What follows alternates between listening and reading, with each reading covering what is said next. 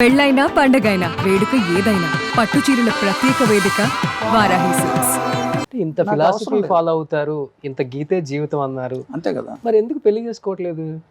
ఆ గీతలో ఇంకో గీత ఎందుకు యాడ్ చేయడం? అందుకనా?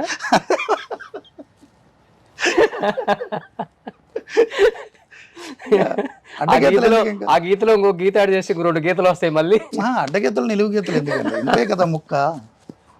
ఆ, పర్సనల్ అంటే నాకేం లేదు, దానికి పెద్ద ఫిలాసఫీ లేదు, పాడు లేదు. కానీ ఓకే, సమాజం ఏదో అందంగా ఉంటారు చూడటానికి, ఆ సమాజం మంచి కోసం. బాడీ ఫిజిక్, హీరో లాగా ఉంటారు, కాదు, డైరెక్టర్ అయ్యారు కానీ. కాదు కాదు, నేను ఏమంటానంటే ఫైనాన్షియల్ ఇండిపెండెన్స్ కంటే ఎమోషనల్ ఇండిపెండెన్స్ ముఖ్యం. అంటే ఎమోషనల్గా మనం ఒకళ్ళ మీద డిపెండ్ అవ్వకూడదు, మన మీద ఎవరు డిపెండ్ అవ్వకూడదు. నా జీవితం నేను చేస్తా, నా బతుకు నాది, నా బలుపు నాది. ఇంకొక లెవెల్ మీద ఆధారపడి లేదా మన మీద ఇంకొకరు ఆధారపడేలా ఉంటే మనం అనుకున్న వే ఆఫ్ లైఫ్ కొంచెం అటు ఇటు మారాలి. నేను ఇలాగే ఉంటా, నాకు సంపాదన వద్దు, నేను ఇంతే అంటే నా వరకు ఓకే. ఓకే, బట్ కుటుంబ సభ్యులు వస్తే వాళ్ళ కోరికలు వాళ్ళ జీవితం ఉంటుంది కదా. సో నేను మార్చుకోవాలి లైఫ్ స్టైల్. నేను మార్చుకొని ఇలాగే మూర్ఖంగా ఉంటానంటే నన్ను నమ్మి ఒక సెపరేట్ ఇంకొక human being under one roof నాతో షేర్ చేసుకోవడానికి వచ్చే 50 ఏళ్ళు 60 ఏళ్ళు నాతో గడపడానికి వచ్చిన వ్యక్తికి కష్టం కదా. నా ఈ ఫిలాసఫీలు, ఈ రూల్స్, ఈ వ్యవహారాలు మూర్ఖత్వం కదా. వాళ్ళు ఎందుకు ఇబ్బంది పెట్టాలి? దీనికి కూడా ఇష్టపడి ఓకే ఇలా బతుకుతే నాకు చాలా అవన్నీ ఇష్టం. లాటరీలు. ఆ, లాటరీ మొదట్లో బాగానే ఉంటుంది, ఆ తర్వాత నా జీవితం నాశనం అని గోళ్ళు మొదలవుతాయి, నా జీవితం నాశనం అని నా గోళ్ళు మొదలవుతాయి. ముందు ఉన్నటువంటి ప్రేమలు, భాషలు, చేసిన ఇవన్నీ కథలు, సినిమాలు వర్కౌట్గా. అంటే అంటే అంటే ప్యూర్లీ పర్సనల్ అండి పెళ్ళి అనేది. సమాజానికి ఒక ప్రకటన అంతే, సామాజిక ప్రకటన కోసం పెళ్లి చేసుకున్నాం అని అందరికీ చెప్తారు.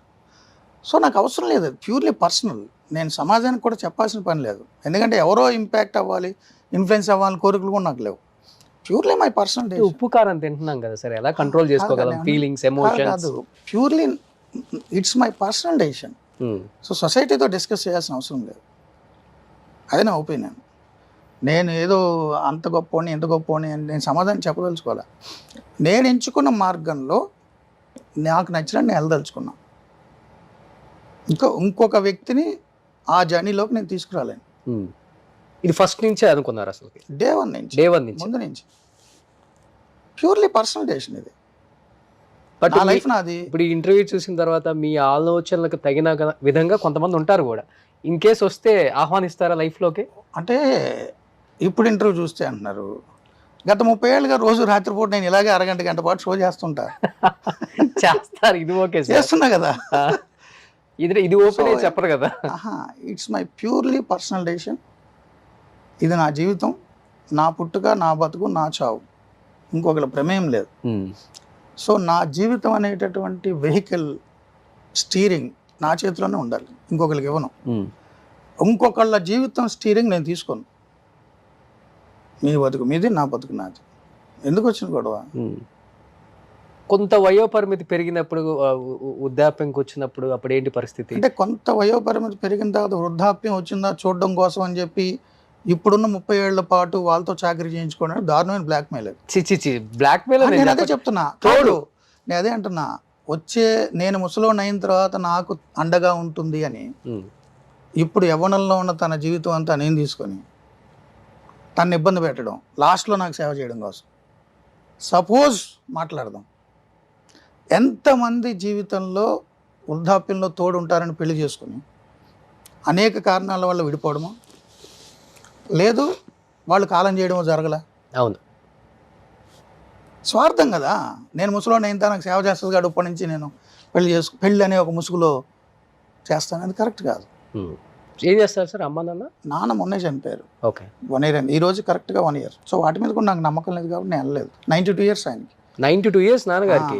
92 years అప్పుడు చనిపోయారు. ఓకే. సో నాన్న వ్యవసాయం చేసేవారు, కరణికం చేశారు, అమ్మ మామూలు housewife, homemaker. So మీ సక్సెస్ని బాగా చూసారు నాన్నమ్మ? చాలా బాగా చూశారు. బాగా ప్రౌడ్ బాగా ప్రౌడ్ ఫీల్ అవుతారు. నన్ను పోలీసులు తీసుకెళ్ళినప్పుడు, అప్పుడు టీవీలో చూసినప్పుడు జనం అంతా భయపెట్టి ఆయన దగ్గరికి వెళ్ళి మాట్లాడినా ఆయన పెద్ద వరి అయ్యేవారు కాదు. వాడు ఎంతేనండి, అది వాడి జీవితం అనేవారు. ఉండంగా ఉండంగా వాళ్ళు కూడా మీ రూట్లోకి వచ్చేసారు అసలుకి. నాన్న కూడా ఎప్పుడు పెళ్లి చేసుకోమని అనలే, లైఫ్లో ఒకసారి కూడా అనలే. నీ లైఫ్ నీ ఇష్టం రా అన్నారు. Great father. చాలా ప్రోగ్రెసివ్ థాట్స్ ఆయన. ఫీల్ అయితే అమ్మ ఫీల్ అవుతారే కొంచెం. ఫీల్ అవుతారు కదా, ఆమె ఇష్టం అది ఫీల్ అవ్వడం అనేది. ఫీల్ అవ్వద్దని కూడా మనం చెప్పలేం కదా, అది ఆమె అభిప్రాయం, ఆమె హక్కు ఫీల్ అవ్వడం, మనం ఎవరం కాదన్నానికి. సో నా జీవితం నా హక్కు. సుమన్ టీవీలో మీ పర్సనల్ అండ్ బిజినెస్ ప్రమోషన్స్ కోసం కింది నెంబర్కి కాంటాక్ట్ చేయండి.